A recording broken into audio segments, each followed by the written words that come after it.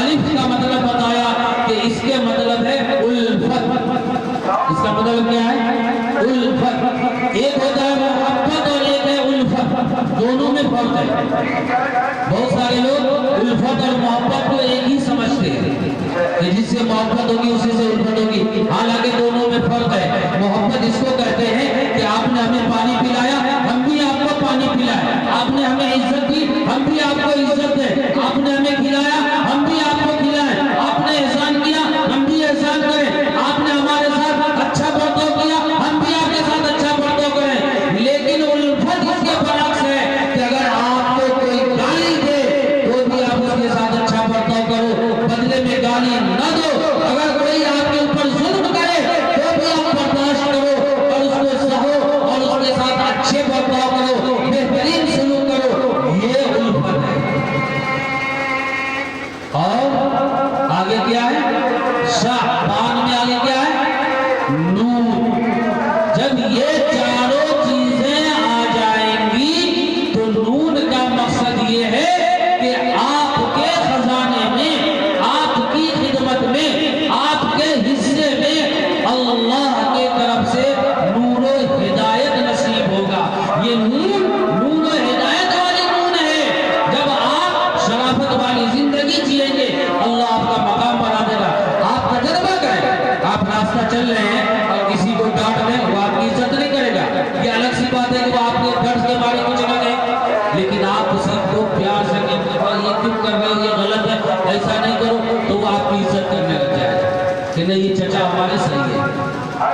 تو یہ شعبان لفظ کے تعلق سے بتا رہا تھا. آئیے شعبان میں کیا کرنے ہیں. شعبان کے اس رات میں خاص طور سے اگر پورے شعبان کا چرچا ہو تو پوری رات ختم ہو جائے گی. اس رات کے تعلق سے اور کل آنے والا 15 شعبان اس کے تعلق سے چند باتیں بتا دیتا ہوں. عرض کر رہا ہوں آپ حضرات بغور سماتے ہیں. چونکہ یہ شب برات ہے، 15ویں شب، تو اس رات میں ہمیں ایک کام کرنا ہے.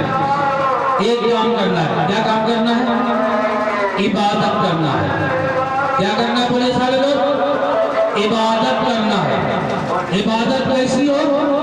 عبادت کا شکل کیسی؟ ایک عبادت کے لیے آپ دیکھتے ہوں گے پمپلیٹ چھپتا ہے، کاغذ پہ لکھ کے آتا ہے یہ سورہ اور اتنی رکعت نماز میں یہ سورہ پڑھو گے تو اتنا ثواب ملے گا. یہ سارا غلط ہے، من غلط ہے. اس پہ کبھی نہیں جانا ہے. میں ڈنڈے کی چوٹ میں گا رہا ہوں، مائک میں گا رہا ہوں اور چلا کر کے گا رہا ہوں.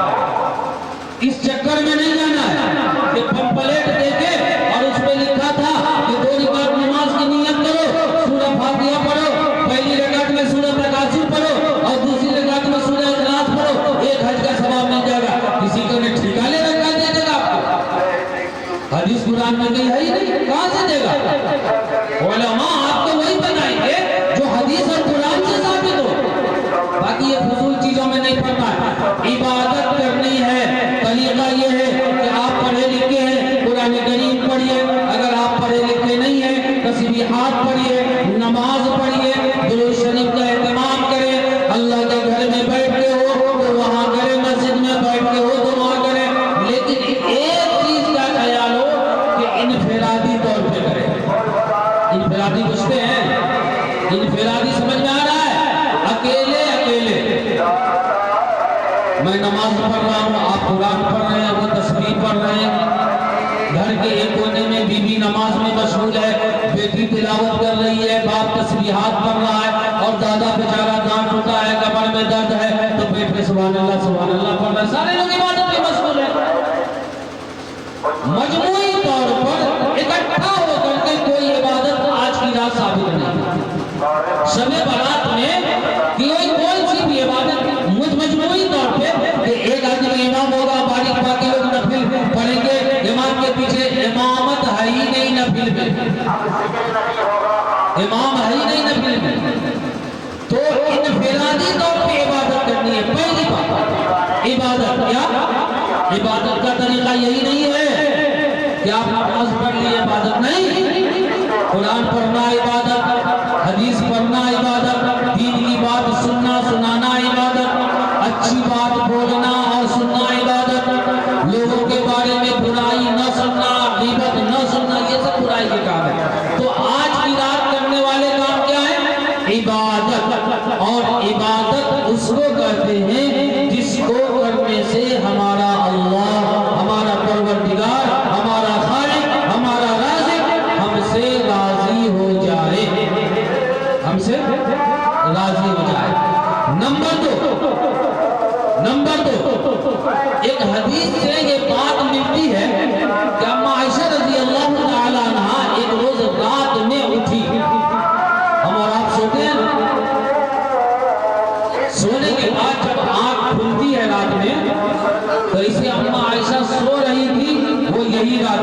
مذہبی شخص آنکھ کھلی تو اتفاق سے جناب محمد رسول اللہ صلی اللہ علیہ وسلم کو اپنے بستر پہ نہیں پایا. اس دن باری اماں عائشہ کے نام تھی, آپ نے نہیں پایا. اماں عائشہ وہاں سے نکلی اپنے حجرے سے اور آپ کو تلاش کرنے لگی, ڈھونڈنے لگی. ڈھونڈتے ڈھونڈتے جب آپ جنت البقیع مسجد نبوی کے بغل میں مدینہ میں قبرستان ہے جس کو جنت البقیع کہتے ہیں, وہاں پر حضرت عائشہ نے دیکھا کہ جناب محمد رسول اللہ صلی اللہ علیہ وسلم تشریف فرما اور اللہ تعالیٰ سے کچھ کہہ رہے ہیں, کچھ عرض کر رہے ہیں, کچھ مانگ رہے ہیں, کچھ فریاد کر رہے ہیں. اماں عائشہ دھیرے سے گئی اور پیچھے کھڑی ہو گئی. آپ صلی اللہ علیہ وسلم کو آہٹ محسوس ہو گئی. آپ نے پیچھے مڑا تو دیکھا اماں عائشہ ہے, تو حضور پاک صلی اللہ علیہ وسلم نے فرمایا, عائشہ تم یہاں تک آ گئی, کیا تمہیں ایسا محسوس ہوا نعوذ باللہ میں یعنی محمد صلی اللہ علیہ وسلم تمہیں دھوکہ دے رہا ہوں اور کسی دوسری بیوی کے یہاں چلا گیا؟ ایسا نہیں ہے, لیکن اس بات کو یاد رکھیں کہ حدیث سے ایک ہی مرتبہ آقا صلی اللہ علیہ وسلم کا قبرستان جانا ثابت ہے. کتنی مرتبہ؟ ایک ہی مرتبہ. اچھا, اس جانے میں بھی مجمع کا کہیں ثبوت نہیں ہے کہ آپ نے صحابہ کو اٹھایا, اٹھو جلدی اٹھو, 15ویں شب چلو سب قبرستان چلو, ایسا نہیں. آپ اٹھے سے گئے, اماں عائشہ کی آنکھ کھل گئی تو ہم لوگوں کو پتا بھی چلا, ورنہ پتا بھی نہیں چلا. تو اگر آپ کی خواہش ہے کہ ہم 15ویں شب کو قبرستان جائیں, اگر مون ہے نہیں جائیں, کوئی ضروری نہیں ہے.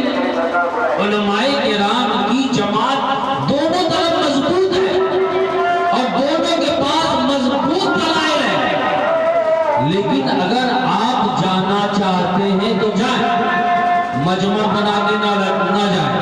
خاص طور سے ہمارے نوجوان 10-5 کا گروپ بنایا, ہاں ہی ہنستے کھیلتے گاتے ناچتے کودتے پھاندتے شور شراب کرتے جاتے ہیں. وہ اللہ کے بندو, آپ نے اس لیے قبرستان جانے کا سوچا, آپ نے اپنے قدم کو اس لیے رنجا فرمایا کہ آپ نے سوچا یہ ہمارے مذہب کا طریقہ ہے, ہماری شریعت اس کا حکم دیتی ہے, لیکن آپ بھول گئے کہ آپ چلا رہے ہو, آپ بھول گئے, آپ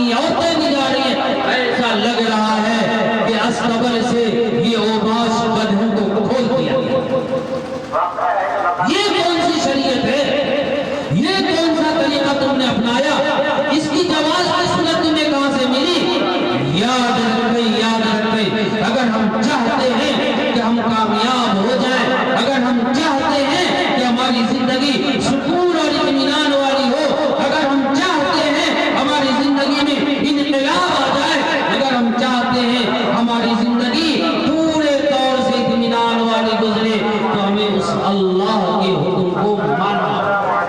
منمانی کرنے سے کچھ نہیں ہوتا، بگڑ جائے گا، نقصان ہو جائے گا.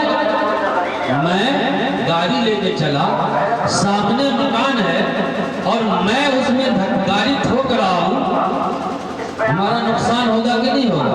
اور ہم یہ سمجھتے ہیں قابل ہیں، پوری دنیا کا بیوقوف ہے اور ہم قابل بنے بیٹھے ہیں. یہی حال ہمارا ہے آج کے مسلمانوں کا کہ بہت ساری چیزیں